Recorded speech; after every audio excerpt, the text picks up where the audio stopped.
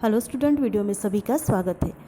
आज की वीडियो में हम देखेंगे हमारा जो 6 नंबर का लेसन हो गया था व्याकरण में संज्ञा, उसका एक जो सेकंड पार्ट है वो हमारा बाकी था संज्ञा के विकार। तो ये जो पार्ट है इसमें सिर्फ लिंग आया हुआ है। ये पार्ट आपका प्रीवियस क्लास में भी हुआ है। एज अ रिविजन हम इसे फिर से एक बार देखेंगे। लिंग, संज्ञा के विकार। तो यहाँ पे कुछ सेंटेंसेस दिए हुए हैं, वो सेंटेंसेस इन वाक्यों को हम एक बार फिर से पढ़ेंगे। जैसे कि देखिए, लड़का सो रहा है, लड़की सो रही है। लिंग। लड़के खेल रहे हैं, लड़कियाँ खेल रही है। लिंग और वचन। लड़कों ने गीत गाए, लड़कियों ने गीत गाए। लिंग, वचन और कारक। अब ऊपर के जो वाक्य है उनमें लड़का शब्द आया है। विकारों में देखा गया है कि इनमें लड़की, लड़के, लड़कियां, लड़कों ने, लड़कियों ने आदि पदों के रूप परिवर्तन का आधार लिंग, वचन और कारक है। अब संज्ञा के लिए वचन और कारक के विकारों को अलग अलग समझना है। तो सबसे पहले हम देखते हैं लिंग। लिंग संज्ञा में स्त्री या पुरुष का सूचक होता है। जो शब्द पुरुष जाति का बोध कराते हैं वे पुल्लिंग, और जो शब्द स्त्री जाति का बोध कराते हैं वे स्त्रीलिंग शब्द होते हैं। अब हिंदी में सभी संज्ञा शब्द या तो स्त्रीलिंग होते हैं या तो पुल्लिंग होते हैं। जैसे कि मेरा बड़ा भाई चित्रकार है और मेरी बड़ी बहन या मेरी बहन टेनिस खेलती है।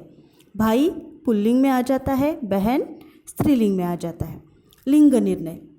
उसके बाद जो पॉइंट है वो देखिए, लिंग निर्णय।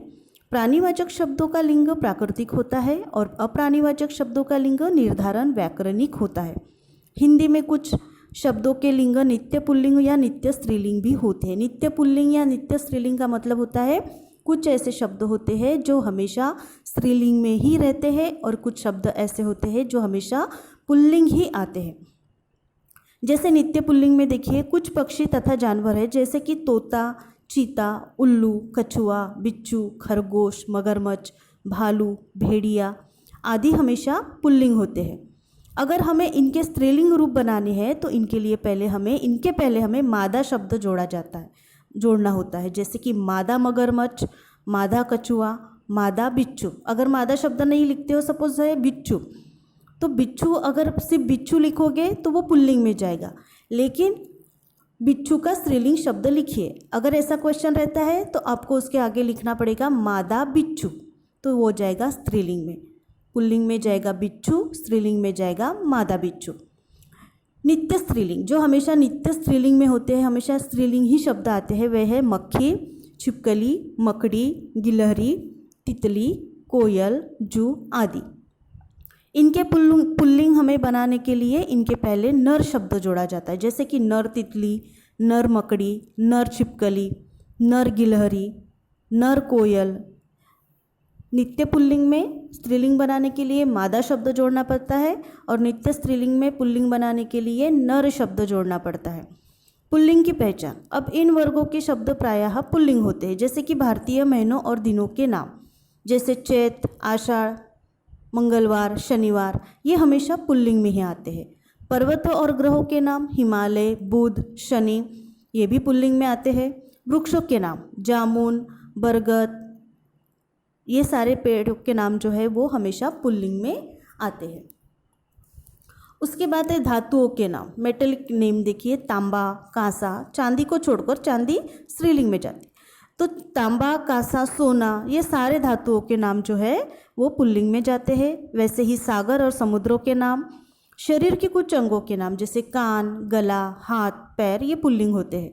अनाजों के नाम, बाजरा, चना आदि। फलों के नाम, सेब, अमरूद आदि। कुछ नाम है जो छूटे हुए हैं वो स्त्रीलिंग में आते हैं। रत्नों के नाम, हीरा, मूंगा, पुखराज, नीलम, ये जो सारे हैं ये हमेशा ही पुल्लिंग में आते हैं। इसका मतलब ये नित्य पुल्लिंग शब्द हो गए। अब यहाँ पे देखिए कुछ प्रत्ययों में अंत होने वाले शब्द, जैसे आ प्रत्यय है तो कपड़ा, ड को आ लगा है प्रत्यय तो कपड़ा हो गया। घोड़ा, आर, कुम्हार, सुनार, गंवार। आव, चुनाव, लगाव। आपा, मोटापा, बुढ़ापा, पूजापा। ज, जलज, पंकज। अक, बालक, लेखक, गायक। दान, रोशनदान, खानदान। तो इस तरह से कुछ प्रत्यय दिए हुए हैं जिसके प्रत्यय आपको पता है शब्द के पीछे लगते हैं, शब्द के बाद में लगते हैं उसे प्रत्यय कहते हैं, और जो शब्द के पहले लगते हैं उन्हें उपसर्ग कहा जाता है। तो इस तरह से अन, ना, आवा, त्व, पन, खाना, एरा, अर्थी, ये सारे प्रत्यय दिए हुए हैं, उन प्रत्ययों के शब्द दिए हुए हैं, इन शब्दों को आपको पढ़ना है। उसके बाद है स्त्रीलिंग शब्दों की पहचान। आकारांत तत्सम शब्द जैसे ममता, रचना आदि। इकारांत नीति, रीति। अब आकारांत, इकारांत ये शब्द क्या है? आकारांत इसका मतलब आ की मात्रा आने वाली लास्ट में, जैसे म, ता, तो में आ की मात्रा आ गई, ता हो गया। रचना, रचना में न में आ की मात्रा लगी तो रचना हो गए, तो ये हो गए आकारांत। इकारांत ई की मात्रा वाले शब्द जैसे नीति, रीति आदि। उकारांत उ मात्रा वाले शब्द जैसे वधु। नदियों के नाम गोदावरी, कोसी, झेलम आदि।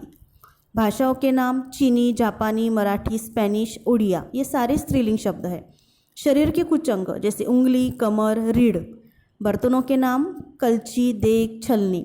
इकारांत तत्सम तद्भव संज्ञाएं लड़की, चींटी, लाली आदि। बोलियों के नाम ब्रज, मगही, मैथिली, अवधी। तो इत्यादि ये जो है भाषाएं ये भी स्त्रीलिंग में ही आती है।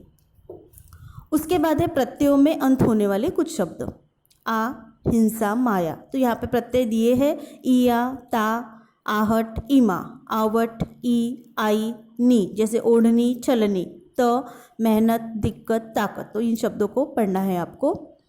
अब नीचे देखिए पुल्लिंग से स्त्रीलिंग बनाने के नियम।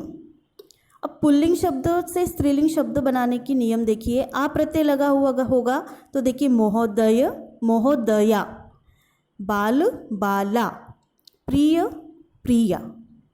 आनी या आनी प्रत्यय लगाकर अकारांत पुल्लिंग शब्द ठाकुर, ठकुरानी, देवर, देवरानी, जेठ, जेठानी। ई प्रत्यय लगा हुआ होगा तो नाना, नानी, बकरा, बकरी, घोड़ा, घोड़ी।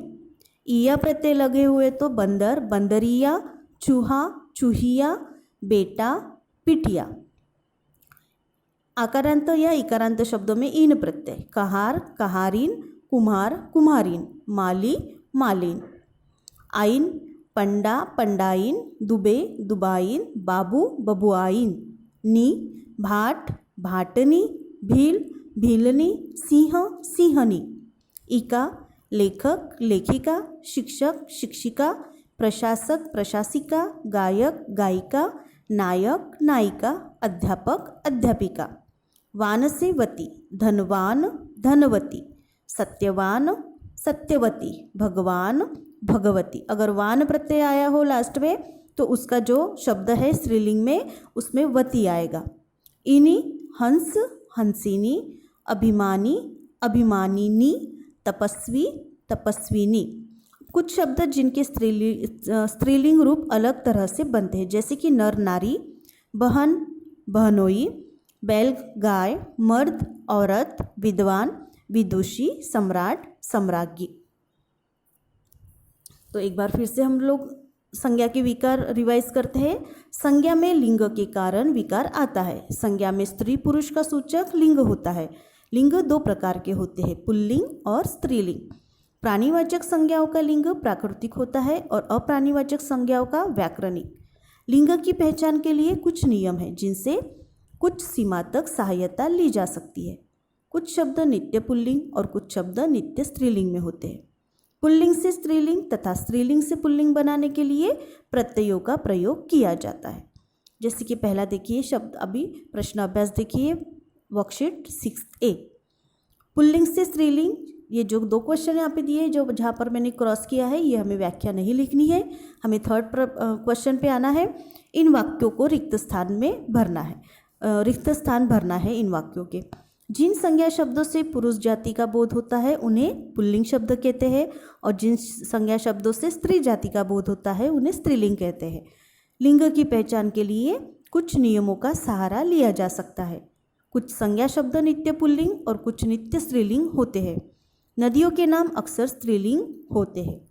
फोर्थ वाला देखिए, मैंने एक यहाँ पे करके दिया है आपको। रेखांकित जो शब्द है, जो अंडरलाइन किया हुआ शब्द है, उसे हमें उसका लिंग बदलना है। जैसे कि मेरे चाचा जी अध्यापक है, अब चाचा जी, तो यहाँ पे आएगा मेरी चाची जी अध्यापिका है।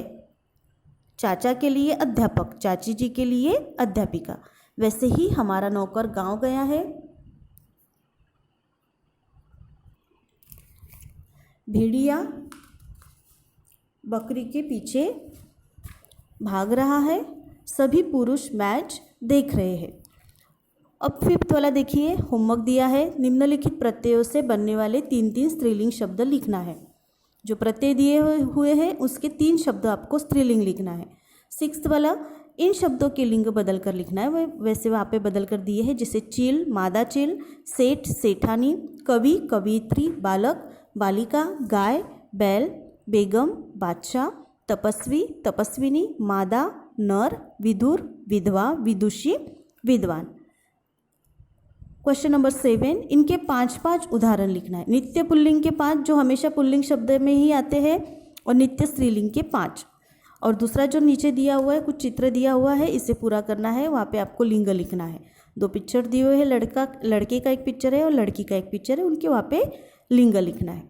इसके बाद जो नेक्स्ट वाला हमारा जो पोर्शन है वचन, ये हमें सिलेबस में नहीं है, हमें सिर्फ लिंग तक ही पढ़ना है। तो आशा करती हूँ आपको ये पोर्शन समझ में आया होगा। इसका जो होमवर्क दिया हुआ है एक्सरसाइज का, वो आपको कंप्लीट करना है। Thank you.